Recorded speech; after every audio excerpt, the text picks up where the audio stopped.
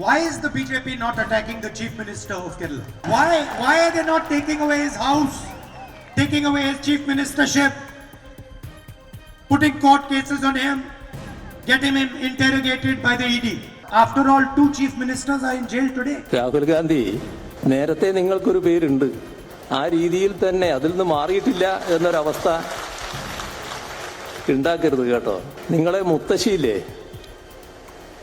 ഈ രാജ്യത്താകെ അടക്കി വാണിരുന്ന കാലം, അവരായിരുന്നു ഞങ്ങളെയൊക്കെ പിടിച്ച് ജയിലിലിട്ടത്. എത്ര കാലം? 1.5 വർഷം. ഇപ്പൊ ജയിലിൽ നിന്ന് കേട്ടാൽ നിങ്ങളെ അശോക് ചവാനെ പോലെ അയ്യോ എനിക്ക് അങ്ങോട്ട് പോകാൻ കഴിയില്ല എന്ന് പറയുന്നവരല്ല കേട്ടോ. ഈ തെക്കൻ തല്ല് പ്രതിപക്ഷ സഖ്യമായ ഇന്ത്യ മുന്നണിയുടെ സാധ്യതകളെ ഇല്ലാതാക്കുമോ? ഇന്ത്യ മുന്നണിയിൽ ഐക്യമില്ലെന്ന് രാജ്യം മുഴുവൻ നടന്നു പറയാൻ നരേന്ദ്രമോദിക്ക് ആയുധം വച്ചു നീട്ടുകയാണോ ഈ നേതാക്കൾ?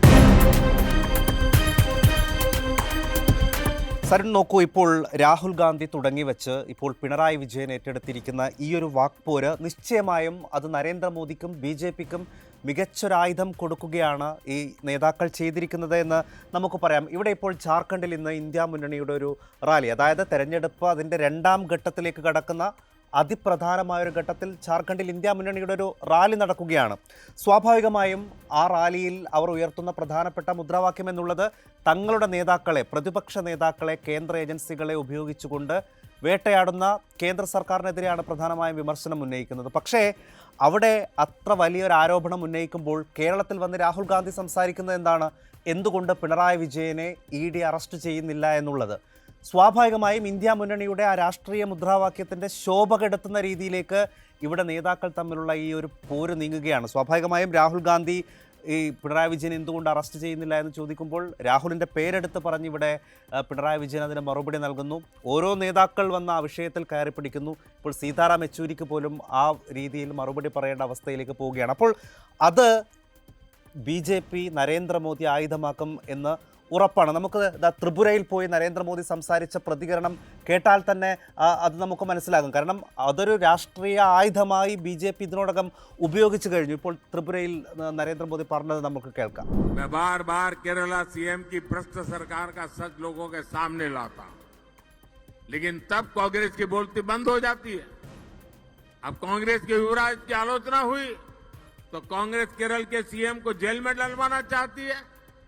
लेकिन साथियों, वहां तो जेल में डलवाना चाहते हैं और यहां महल में भेजना चाहते हैं. ये कौन सा तरीका है?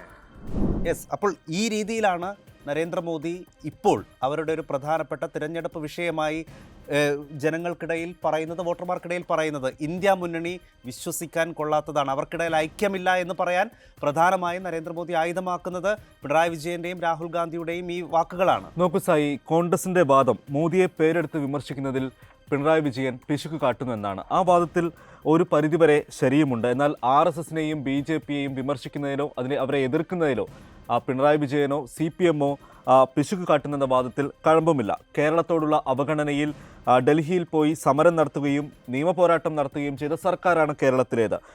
ഈ തെരഞ്ഞെടുപ്പിലെ പ്രധാന വിഷയങ്ങളിലൊന്നായ ഈ ഇലക്ട്രൽ ബോണ്ടിൻ്റെ കാര്യത്തിൽ പോലും നിയമപോരാട്ടം നടത്തി അതിൽ കൃത്യവും ശക്തവുമായ നിലപാടെടുത്ത പാർട്ടി കൂടിയാണ് CPM. അതെ, ഇതിപ്പോൾ കോൺഗ്രസിൻ്റെ കഴിഞ്ഞ കുറേ നാളുകളായിട്ടുള്ളൊരു വിമർശനമാണ്. രാഹുൽ ഗാന്ധിക്കെതിരെ മാത്രം പിണറായി വിജയൻ വിമർശനം ഉന്നയിക്കുന്നു, മോദിക്കെതിരെ പറയാത്തത് അവർ തമ്മിലുള്ള ഡീലാണ് എന്നുള്ളത്. ഒരു പരിധിവരെ സരൺ പറഞ്ഞതിനോട് ഞാനും യോജിക്കുന്നു. നരേന്ദ്രമോദിയുടെ പേരെടുത്ത് പിണറായി വിജയൻ വിമർശിക്കുന്നില്ല, പക്ഷേ BJPയെയും RSSനെയും അദ്ദേഹം വിമർശിക്കുന്നുണ്ട്. അതോടൊപ്പം രാഹുൽ ഗാന്ധിയെ പിണറായി വിജയൻ വിമർശിക്കുന്നത് BJP മുന്നോട്ട് വെക്കുന്ന അജണ്ടകളോട് എന്താണ് കോൺഗ്രസിൻ്റെ നിലപാട്, അല്ലെങ്കിൽ അതിനോട് രാഹുൽ ഗാന്ധിയുടെ നിലപാട് എന്താണെന്ന് ചോദിച്ചിട്ടാണ്. ഇവിടെ ഇപ്പോൾ CA ആയാലും അയോധ്യ വിഷയങ്ങളിലായാലും അതിൽ രാഹുൽ ഗാന്ധിയുടെ നിലപാട് എന്താണ്? CAയെക്കുറിച്ച് ഇതുവരെ ഈ തെരഞ്ഞെടുപ്പ് വേളകളിലൊന്നും മിണ്ടാത്ത ഒരാളാണ് രാഹുൽ ഗാന്ധി. അത് എന്തുകൊണ്ട് മിണ്ടുന്നില്ല എന്ന് സ്വാഭാവികമായും പിണറായി വിജയൻ ചോദിക്കും. അതിനൊരു പ്രധാനപ്പെട്ട കാരണം ഞാൻ മനസ്സിലാക്കുന്നത് അത് കോൺഗ്രസിൻ്റെ രാഹുൽ ഗാന്ധിയുടെ ഒരു രാഷ്ട്രീയ ഗതികേട് തന്നെയാണ്. കാരണം BJPക്ക് കെട്ടിവെച്ച കാശ് പോലും കിട്ടാത്ത ഒരു മണ്ഡലത്തിൽ കോൺഗ്രസിൻ്റെ അവരുടെ പ്രധാനമന്ത്രി മുഖമായി അവർ തന്നെ പറയുന്ന രാഹുൽ ഗാന്ധിക്ക് വന്ന് മത്സരിക്കേണ്ടി വരുന്ന ഒരു രാഷ്ട്രീയ ഗതികേടുണ്ടല്ലോ, ആ ഒരു രാഷ്ട്രീയ ഗതികേട് പിണറായി വിജയനും സംഭവിക്കുന്നു. കാരണം അവർക്ക് ശക്തി കേന്ദ്രമായ അവരുടെ കേരളത്തിൽ അവർക്കിപ്പോഴും ജയിക്കുമെന്നവർക്ക് ജയിക്കേണ്ടുന്ന അല്ലെങ്കിൽ കൂടുതൽ സീറ്റ് അവരും പ്രതീക്ഷിക്കുന്ന കേരളത്തിൽ വന്ന് രാഹുൽ ഗാന്ധി മത്സരിക്കുന്ന ഒരു രാഷ്ട്രീയ സാഹചര്യമുണ്ട്. അപ്പോൾ ഇരു നേതാക്കൾക്കും പരസ്പരം വിമർശിക്കാതെ മുന്നോട്ട് പോകാൻ കഴിയാത്തൊരു രാഷ്ട്രീയ ഗതികേട് യഥാർത്ഥത്തിൽ ഉണ്ടായിട്ടുണ്ട്.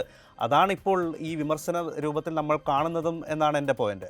സായി, ശരിക്കും കേരളത്തിലെ ഒരു ജനവിധി തീരുമാനിക്കുന്നതിൽ സംഘപരിവാറിനെ വിമർശിക്കുന്നതിൽ ആരാണ് മുന്നിൽ എന്ന ചോദ്യമാണ്, എന്ന തർക്കമാണ് ഏറ്റവും പ്രധാനമായും നിൽക്കുന്നത്. അതിലെ ചാമ്പ്യൻ തങ്ങളാണെന്ന് ഈ ഇരു മുന്നണികൾക്കും തെളിയിക്കണം. അതുകൊണ്ടാണ് ഇപ്പോൾ ഈ നേതാക്കൾ പരസ്പരം പോരടിക്കുന്നത്. കേരളത്തിലെ കേവല രാഷ്ട്രീയ ലാഭം മാത്രമാണ് ഈ നിലവിൽ ഇരു മുന്നണികളുടെയും ലക്ഷ്യമെങ്കിലും അത് വിശാലാർത്ഥത്തിൽ ഇന്ത്യ മുന്നണിക്ക് ആകെയും തിരിച്ചടിയായി മാറുന്ന കാഴ്ചയാണ് ഇപ്പോൾ നമ്മൾ കാണുന്നത്. അതെ, ഇന്ത്യ മുന്നണിക്ക്, പക്ഷെ അത് കോൺഗ്രസിൻ്റെ കേരളത്തിലെ നേതാക്കൾ തിരിച്ചറിയുന്നില്ല എന്നുള്ളതാണ്. എനിക്ക് തോന്നുന്നു ഇത് രാഹുൽ ഗാന്ധി സ്വന്തം ഇഷ്ടപ്രകാരം പറഞ്ഞതാകാനുള്ള ഒരു സാധ്യതയുമില്ല. ഒരു പക്ഷേ കേരളത്തിലെ നേതാക്കൾ ഇവിടെ അതൊരു തെരഞ്ഞെടുപ്പ് അജണ്ടയാകണം എന്ന് ഉറപ്പിച്ച് രാഹുൽ ഗാന്ധിയെ കൊണ്ട് പറയിപ്പിച്ചതാകാനേ വഴിയുള്ളൂ. ഇപ്പോൾ തന്നെ നോക്കൂ, CPM-ഉം കോൺഗ്രസും ഒരു കാലത്ത് നല്ല പ്രതാപമുണ്ടായിരുന്ന രാജ്യത്തിൻ്റെ പലയിടങ്ങളിൽ, പ്രത്യേകിച്ച് കോൺഗ്രസ് എത്രയോ കാലം അധികാരത്തിലിരുന്ന ഒരു പാർട്ടിയാണ്. CPM-നും പല സംസ്ഥാനങ്ങളിലും വേരോട്ടമുണ്ടായിരുന്നു. പക്ഷേ ഇപ്പോൾ അവർക്ക് ഉറപ്പിച്ചു പറയാൻ കഴിയുന്ന ചെറിയ ചില തുരുത്തുകൾ മാത്രമേ ഉള്ളൂ. കോൺഗ്രസിനും CPM-നും ഒക്കെ ദക്ഷിണേന്ത്യയാണ് അവരുടെ ഒരു പ്രധാനപ്പെട്ട, ഇപ്പോഴും അവർക്ക് ഉറപ്പാണ് വിജയിക്കും എന്ന് പറയാവുന്ന ഏരിയ. അപ്പോൾ അവിടെ ഉള്ള വോട്ടുകൾ അല്ലെങ്കിൽ ഉള്ള അടിത്തറ ഭദ്രമാക്കാൻ വേണ്ടിയാണ് ഈ ഇരു പാർട്ടികളും ഇപ്പോൾ പ്രധാനമായും പണിയെടുക്കുന്നത്. അതുകൊണ്ടാണ് രാഹുൽ ഗാന്ധിക്ക് പോലും കേരളത്തിൽ വന്ന് മത്സരിക്കേണ്ടി വരികയും ഇവിടെ CPM-നെതിരെ സംസാരിക്കുകയും ചെയ്യേണ്ടി വരുന്നത്. അത് 2019 നമ്മൾ കണ്ടതാണ്. ഇവിടെ പ്രധാനമന്ത്രിയാകാൻ, അല്ലെങ്കിൽ ഇത് രാഹുൽ ഗാന്ധി പ്രധാനമന്ത്രിയാകുന്നു എന്ന ഒരു പ്രതീതി ഉണ്ടാക്കിക്കൊണ്ടാണ് അന്ന് രാഹുലിനെ കേരളത്തിൽ കോൺഗ്രസ് പാർട്ടി കൊണ്ടുവന്നത്. പക്ഷേ അപ്പോൾ പോലും കേരളത്തിലെ CPM-നെയോ CPM-ൻ്റെ നേതാക്കളെയോ പേരെടുത്ത് വിമർശിക്കാൻ രാഹുൽ തയ്യാറായിരുന്നില്ല. പക്ഷേ ഇപ്പോൾ ഒരു അജണ്ട എന്ന രീതിയിൽ തന്നെ രാഹുൽ ഗാന്ധി തന്നെ അത് പറയുന്നതിന് പിന്നിൽ കേരളത്തിൽ നേട്ടമുണ്ടാക്കുക എന്നുള്ള ചിന്ത തന്നെയായിരിക്കും. സായി, സത്യത്തിൽ ഈ തെരഞ്ഞെടുപ്പിൻ്റെ ഒന്നാം ഘട്ടം കഴിയുമ്പോൾ വരുന്ന വിശകലനങ്ങൾ വളരെ കൗതുകകരമായ വിശകലനങ്ങളാണ്. കാരണം ഒന്നാം ഘട്ടം കഴിയുമ്പോഴേക്കും BJPക്കും നരേന്ദ്രമോദിക്കും മുമ്പുണ്ടായിരുന്ന ആത്മവിശ്വാസം ഇപ്പോഴില്ല എന്ന തരത്തിലുള്ള വിശകലനങ്ങളാണ് ഇപ്പോൾ പുറത്തു വന്നുകൊണ്ടിരിക്കുന്നതൊക്കെയും. ഒരു പക്ഷേ ഈ നേരത്തെ ഹേമന്ത് സോറൻ്റെ അറസ്റ്റും അതുപോലെ തന്നെ അതിനുശേഷം അരവിന്ദ് കെജ്രിവാളിൻ്റെ അറസ്റ്റൊക്കെ തങ്ങൾക്ക് അനുകൂലമാക്കി മാറ്റാനുള്ള രാഷ്ട്രീയ മുദ്രാവാക്യങ്ങൾ ഇന്ത്യ മുന്നണി ഏറ്റെടുത്തതുമാണ്. പക്ഷേ അതിൻ്റെയൊക്കെ ശോഭ ഇപ്പോൾ ഈ വിവാദങ്ങൾ കെടുത്തുന്നുണ്ട് എന്ന് തന്നെ പറയേണ്ടിയിരിക്കുന്നു. ഈ നേരത്തെ ഞാൻ സൂചിപ്പിച്ച ഇപ്പോൾ വരുന്ന വിശകലനങ്ങൾ, അതായത് 370 സീറ്റ് തനിച്ചു പിടിക്കും എന്ന് BJP അവകാശപ്പെട്ടെങ്കിലും അതിപ്പോൾ കേവല ഭൂരിപക്ഷത്തിന് മാത്രമാണ് ഇപ്പോൾ BJPയുടെ ലക്ഷ്യം എന്ന തരത്തിലുള്ള വിശകലനങ്ങളൊക്കെ വരുന്നുണ്ട്. UP-യിലെ മുസഫർ നഗറിലെ BJP സ്ഥാനാർത്ഥിയായ സഞ്ജീവ് ബല്യാൻ തന്നെ കഴിഞ്ഞ ദിവസം പോസ്റ്റ് ഇട്ടത് ആ ഒരു ആത്മവിശ്വാസക്കുറവിൻ്റെ ഭാഗമായിട്ടാണ് എന്ന തരത്തിലുള്ള വ്യാഖ്യാനങ്ങളൊക്കെയുണ്ട്. ഇത്തരത്തിൽ BJP കേവല ഭൂരിപക്ഷം മാത്രം ലക്ഷ്യമാക്കി ഇപ്പോൾ നീങ്ങുന്നെന്ന വിശകലനങ്ങളൊക്കെ വരുമ്പോൾ തന്നെയാണ് ഇന്ത്യ മുന്നണിയിലെ ഈ നേതാക്കൾ തമ്മിലുള്ള ഈ പിണക്കം അല്ലെങ്കിൽ ഈ പോര് എന്ന് അത് വളരെ ഇന്ത്യ മുന്നണിക്ക് തിരിച്ചടിയാകുന്ന ഒന്നുകൂടിയാണ്. അതെ, അത് പ്രധാനപ്പെട്ട ഒരു പോയിന്റാണ്. കാരണം 400 സീറ്റ് എന്നുള്ള അത് ഒരു അമിത ആത്മവിശ്വാസമാണെന്നും അങ്ങനെയല്ല ഇന്ത്യയിലെ രാഷ്ട്രീയ കാലാവസ്ഥ എന്നുള്ളത് BJP പറയുന്നതെല്ലാം ഒരു ഊതിപ്പെരുപ്പിച്ച ബലൂൺ മാത്രമാണ് എന്നുള്ള വിശകലനങ്ങൾ നേരത്തെ വന്നിരുന്നു. ഇപ്പോൾ ഒന്നാം ഘട്ട വോട്ടെടുപ്പ് കഴിയുമ്പോൾ പോലും പലയിടങ്ങളിലും ഒരു അടിയൊഴുക്കിന് സാധ്യതയുണ്ട് എന്നുള്ളൊരു ഭയം വേറെ ആർക്കുമില്ലെങ്കിൽ പോലും BJPക്കകത്ത് നന്നായിട്ടുണ്ട്, നരേന്ദ്രമോദിക്ക് നന്നായിട്ടുണ്ട്. അതുകൊണ്ട് ഓരോ ദിവസവും പല വിഷയങ്ങൾ മാറ്റിക്കൊണ്ടാണ് BJP അവരുടെ തെരഞ്ഞെടുപ്പ് രംഗത്ത് ഇപ്പോൾ മുന്നേറിക്കൊണ്ടിരിക്കുന്നത്. ഇപ്പോൾ BJP അല്ലെങ്കിൽ അടുത്ത ഓപ്ഷൻ എന്നുള്ളത് ഇന്ത്യ മുന്നണിയാണ്. അപ്പോൾ തങ്ങൾക്ക് ഏതെങ്കിലും തരത്തിൽ കോട്ടമുണ്ടാകുന്ന ഒരു വിഷയവും ഉണ്ടാകരുത് എന്ന് നരേന്ദ്രമോദിയും കൂട്ടരും ആഗ്രഹിക്കുന്നു. അതുകൊണ്ടാണ് മറ്റ് വിഷയങ്ങളൊന്നും പറയാതെ ഇപ്പോൾ ഇന്ത്യ മുന്നണിക്കകത്തെ ഈ തമ്മിലടിയെക്കുറിച്ച് നരേന്ദ്രമോദി ആവർത്തിച്ച് ജനങ്ങളോട് പറയുന്നത്.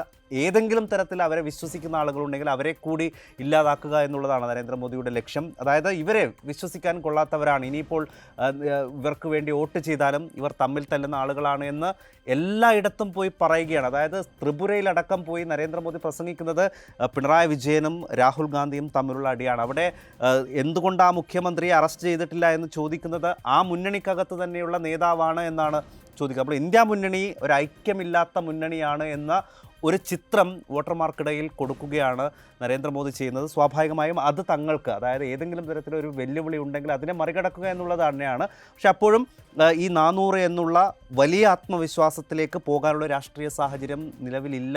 ഒരു അടിയൊഴുക്കുണ്ടാകാനുള്ള സാധ്യതയുണ്ട് എന്നുള്ള ഒരു തിരിച്ചറിവ് നരേന്ദ്രമോദിക്കും BJPക്കും ഉണ്ട്. പക്ഷേ അതെങ്ങനെ ഉപയോഗിക്കാം എന്ന തരത്തിലുള്ള ഒരു രാഷ്ട്രീയ ബുദ്ധി ഒരുപക്ഷെ ഇന്ത്യ മുന്നണിക്ക് കാണുന്നില്ല എന്നുള്ളതാണ് ഈ നേതാക്കൾ ഇപ്പോഴും തുടരുന്ന ഈ പരസ്യപ്പോര് കാണുമ്പോൾ നമുക്ക് പറയേണ്ടി വരിക. സായി, നേരത്തെ ഹേമന്ത് സോറന്റെയും അതുപോലെ തന്നെ അരവിന്ദ് കെജ്രിവാളിൻ്റെയും അറസ്റ്റ് ഉണ്ടാകുന്നു. അതിനുശേഷം കോൺഗ്രസിൻ്റെ അക്കൗണ്ടുകൾ മരവിപ്പിക്കുന്നു. ഈ ഒരു സാഹചര്യത്തിൽ കോൺഗ്രസിൻ്റെ നേതാക്കൾക്കൊപ്പം തെരഞ്ഞെടുപ്പ് കമ്മീഷനെ സമീപിക്കുകയും ഈ പരാതി ഉന്നയിക്കുകയും ചെയ്ത ഒരു നേതാവാണ് CPMന്റെ ജനറൽ സെക്രട്ടറിയായ സീതാറാം യെച്ചൂരി. ആ യെച്ചൂരിയുടെ പാർട്ടിയുടെ നേതാവിനെ അറസ്റ്റ് ചെയ്യണമെന്നാണ് ഇപ്പോൾ രാഹുൽ ഗാന്ധി പറയുന്നത്. ഏജൻസികൾ ഇനി പിണറായി വിജയനെ ലക്ഷ്യമിട്ട് വന്നാൽ കേരളത്തിലെ നേതാക്കൾ പറയുന്നത് ആകുമോ രാഹുൽ ആവർത്തിക്കുക എന്നാണ് ഇനി നമുക്ക് അറിയേണ്ട കാര്യം. അത് വളരെ പ്രധാനപ്പെട്ടതാണ്. കാരണം ഡൽഹിയിൽ ഒരു നിലപാട്, കേരളത്തിലെത്തുമ്പോൾ മറ്റൊരു നിലപാട് എന്നാണ് എപ്പോഴും രാഹുൽ ഗാന്ധിയും കോൺഗ്രസ് നേതാക്കളെയും ഒക്കെ CPM പോലും വിമർശിക്കുന്നത്. അത് നമുക്ക് എന്തായാലും കാത്തിരുന്ന് കാണാൻ. എന്തായാലും ഞാൻ വിശ്വസിക്കുന്നത് ഇപ്പോൾ ഈ നേതാക്കൾ തുടങ്ങി വെച്ച ഈ ഒരു പോരിന് ഇപ്പോൾ തെരഞ്ഞെടുപ്പിലേക്ക് വളരെ ചുരുങ്ങിയ വിരലെണ്ണാവുന്ന ദിവസം മാത്രമേ ഉള്ളൂ. അപ്പോൾ കേരളത്തിൽ ഇപ്പോൾ തുടങ്ങിയിട്ടുള്ള ഈ പോര് ഒരുപക്ഷെ ഇതിനേക്കാൾ ശക്തമായി വരും ദിവസങ്ങളിലും തുടരും. രാഹുൽ ഗാന്ധിയും കോൺഗ്രസും പിണറായി വിജയൻ മോദിയുമായി ഡീലാണ് എന്നുള്ള ആരോപണം ശക്തമായി ഉന്നയിക്കും. അതിന് മറുപടിയായി ഇനിയുള്ള ദിവസങ്ങളിൽ പിണറായി വിജയനും അതിന് മറുപടി പറയാൻ സമയം കണ്ടെത്തേണ്ടി വരും.